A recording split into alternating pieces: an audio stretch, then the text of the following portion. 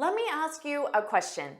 If you had 15 great phrases to use in your daily conversations, and these phrases are the same ones that natives use, would you sound more fluent? Would you feel more confident?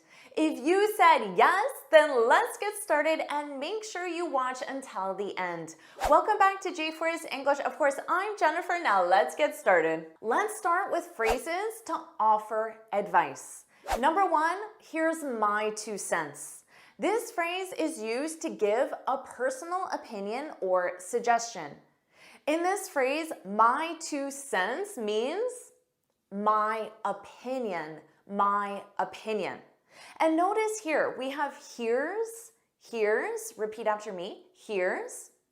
This is here is. So this is a contraction and the here's is the verb to be. Here is. So notice my 2 cents, even though cents ends with an S, this is conjugated as a singular. Here is, here's my 2 cents. So let's say someone asked you, do you think I should learn English with Jennifer? You can say, to offer your opinion, well, here's my 2 cents. Here's my opinion. Here's my 2 cents. She's an amazing teacher, so yes, you should. Now, you could also reverse the order and say, she's an amazing teacher, so yes, you should. So you start with your opinion, and then you can add on, but that's just my 2 cents. But that is my 2 cents. That's my opinion. So do you think that's right? You should learn English with Jennifer? If you do, put that's right, put that's right in the comments. And don't worry about taking notes because I summarize everything in a free lesson PDF. You can find the link in the description. Just my 2 cents. Anyway, that's my 2 cents. This is my 2 cents. Number 2, take it with a grain of salt. Have you heard this before? It's very common. This is used to suggest someone should not take something too seriously or literally. For example, you might say, my friend told me it will take 10 years to become fluent. Now I could say to you, take that with a grain of salt. Don't take it too literally or seriously. Now what verb tense is being used here? Notice, take that. Our verb is take and is conjugated as the base verb. So this is the imperative. It's used to give an order or instruction. You could put this in a full sentence and you might say you should. You should take that with a grain of salt. But that's just my 2 cents. So take it with a grain of salt. I would take everything with a grain of salt. So you got to take everything I say with a grain of salt. Number 3, if I were in your shoes, I'd. This is used to offer advice by imagining yourself in the other person's situations. So notice here, if I were in your shoes represents you or your situation. If I were you, if I were in your situation. Now notice, you might be thinking, if I were, do you know why this is I were? It's because it's the subjunctive of the verb to be, and were is used with all subjects.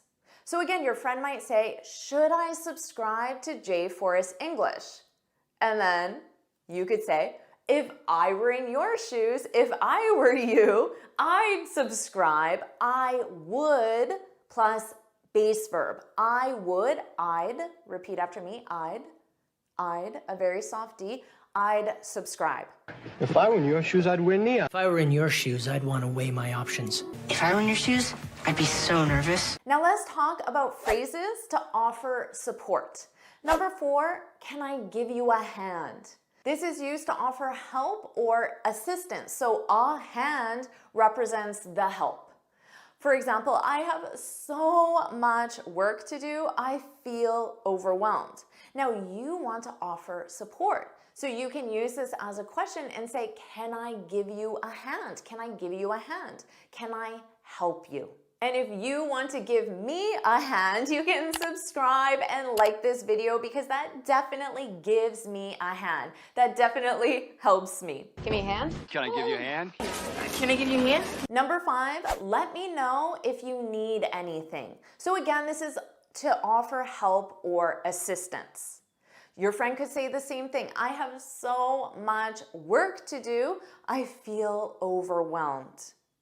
And then you can reply back to offer your help or assistance and say, let me know if you need anything. Again, let me know if you need help. So you could say, let me know if you need a hand. And notice that pronunciation. In spoken English, let me becomes lemmy. Let me know. Let me know. Try that. Let me know. Let me know if you need anything. Let me know if you need anything. If you need anything, let me know. If you need anything, let me know. Number 6, one of my favorites, I've got your back. Do you know this one? This is used to express support or readiness to help someone. You're ready to help. I've got your back. So your friend could say, I'm so worried about the presentation this afternoon. What if I lose my words? And then you can reply and say, don't worry, I've got your back. This means you're here to support your friend in any way you can based on the situation. Or you might be thinking, I need an English teacher who will teach me how natives talk in the real world. So I can reply back to that and say, I've got your back. It means I'm here to help you, support you in this specific situation, to help you understand natives in the real world. I've got your back! I've always got your back. Besides, I got your back. Number 7, I'm rooting for you. I love this one. This is to express support or encouragement. Now, rooting, this is the same meaning as cheering. I'm rooting for you. I'm cheering for you. So this means I hope you achieve your desired result. And this is in the present continuous. I'm rooting because it's taking place now. I'm cheering for you. I'm rooting for you. So maybe you could tell your friend, I applied for the new position, but so did 20 other people. So I could reply back and say, I'm rooting for you. I want you to achieve your desired result. I'm rooting for you. I'm rooting for you, princess. I'm rooting for you. Number 8, I'm here for you. What a nice thing to say in so many situations. I'm here for you. This is to show emotional support or availability to help. And this is used often when problems arise. So let's say your friend has that job interview tomorrow. You could say, I know the interview will be difficult.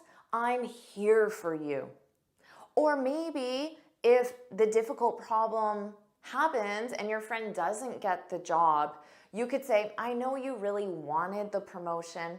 I'm here for you. So I'm here to offer you the support that you need in this difficult situation. Now you could add on and say, I'm here for you. Let me know if you need a hand with anything. So you can absolutely use many of these expressions together. I'm here for you. I'm here for you. I'm here for you.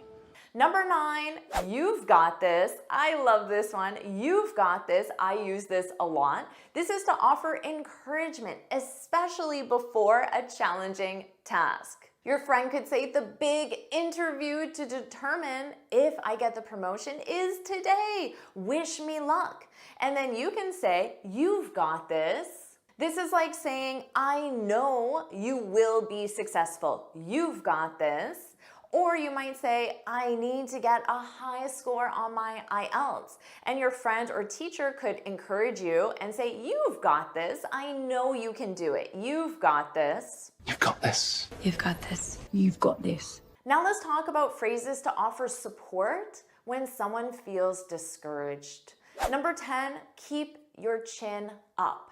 This is to encourage someone to stay positive or confident because often when we're feeling down, our whole body goes down. So keep your chin up is to remind you to put your body in that more confident position and you will feel more confident. This is commonly used in the imperative verb tense, keep your chin up, because again, it's an order or an instruction. So your friend might feel discouraged and say 20 other people applied for the job. There's no way I'll get it. And you tell your friend, keep your chin up, you've got this. This is a great time to add on, you've got this. Or your friend could say, I've been learning English for years, but I still don't feel confident.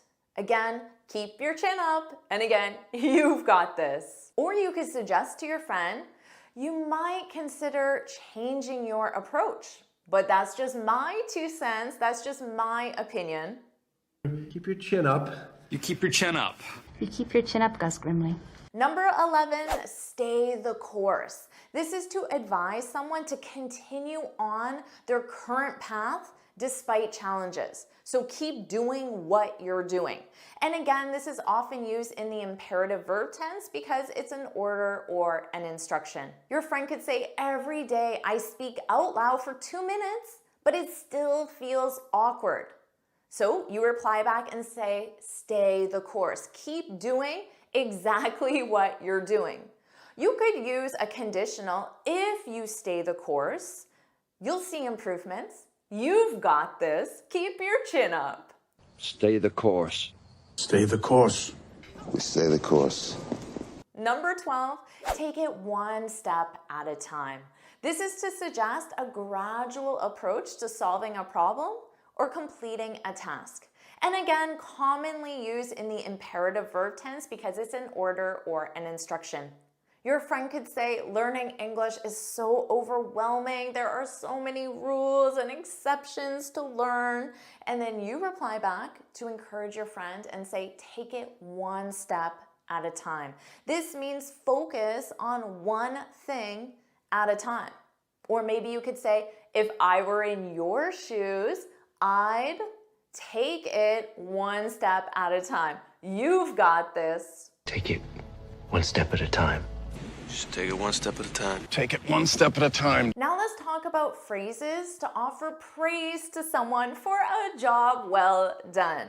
Number 13, wow, I'm blown away. I'm blown away. This is to express that you're impressed by someone or something.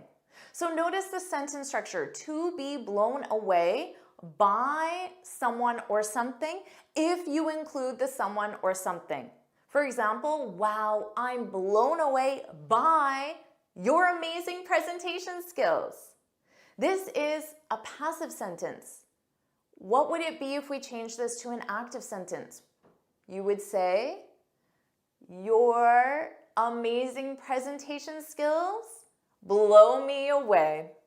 Now you could say, I'm blown away that I learned so many useful expressions in one lesson. Hopefully you're thinking that right now, and that simply means that you're impressed. I'm blown away. I'm really blown away. I am blown away. Number 14, seriously great job. This seems simple because you already know how to use great job, of course. Adding seriously, this makes it stronger. So this is to give strong praise or recognition. And that's because seriously is an intensifier. You could say, you did a seriously great job, because you do a job, you do a great job, and then intensify it. You did a seriously great job. Or you could put this in the present continuous. You're doing a seriously great job, which you absolutely are with this lesson. Now you can use this just as the start to a sentence or the whole sentence. Seriously great job. I'm blown away. I'm impressed. Great job, you guys. Great job. Good job! Great job! Great, really great job. Number 15, you're a rock star. I'm sure you've heard me use this one. You're a rock star. This is to compliment someone for their impressive performance. So the sentence structure is to be a star. And then of course you can add on rock star, because who doesn't want to be a rock star? So your friend could share great news, I got the promotion. And then you can compliment your friend, praise your friend by saying, you're a rock star. You could even say, I knew you would get the promotion because you're a rock star. Or you could use our last phrase as well. Seriously, well done. You can change great job to something else. Seriously, well done. You're a rock star. Mike, you a rock star, man. Guy's a rock star. He's a rock star. Amazing job, everyone, expanding your vocabulary with these phrases to help you sound fluent and natural. And you are definitely a rock star for learning all these new phrases. Remember, you can mix and match them. Do you want me to keep teaching you phrases to help you sound like a native? If you do, then put yes, yes, yes, put yes, yes, yes in the comments below. And of course, remember, give me a hand, like this video, share it with your friends, and subscribe so you're notified every time I post a new lesson.